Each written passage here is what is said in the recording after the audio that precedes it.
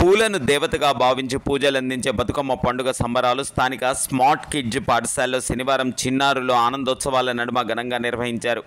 పాఠశాల చిన్నారులంతా సాంప్రదాయ వస్త్రధారణలో బతుకమ్మ వేడుకల్లో హుషారుగా పాల్గొన్నారు.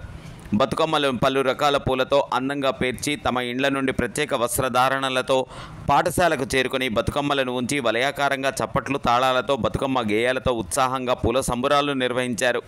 తెలంగాణ ప్రాంతానికి ప్రత్యేకంగా పరిమితమైన ఈ సంబురాలను పాఠశాలలో అంబరాన్ని అంటేలా నిర్వహించారు. కోలాట నృత్యాలతో పాఠశాలలో హోరెత్తించారు.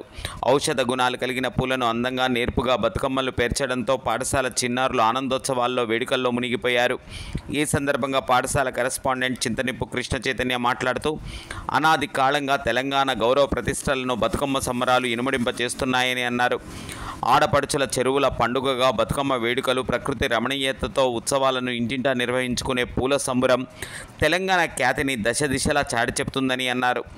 ఔషధ గుణాలున్న పూలతో ఎంగిలి పూల బతుకమ్మతో మొదలుకొని సద్దుల బతుకమ్మ దాకా 9 రోజుల పాటు పలు రకాల పలహారాలతో ఒకరికొకరు ఆత్మీయంగా సమైక్యంగా ఉంటూ తమ ఆనందాలను పంచుకునే ప్రత్యేక సంబురాలు బతుకమ్మ వేడుకల్లో అందరినీ ఉత్సాహంగా ఉంచుతున్నాయని పేర్కొన్నారు. తమ పాఠశాలలో తెలంగాణ ప్రత్యేక సంబరం బతుకమ్మ వేడుకలను నిర్వహించడం ద్వారా తెలంగాణ సంస్కృతి సాంప్రదాయాలను పాఠశాల విద్యార్థులకు తెలియజేస్తున్నామని తెలిపారు. కార్యక్రమంలో పాఠశాల డైరెక్టర్ చింతనిప్పు సుకన్య, ప్రిన్సిపల్, ఉపాధ్యాయులు, విద్యార్థులు పాల్గొన్నారు.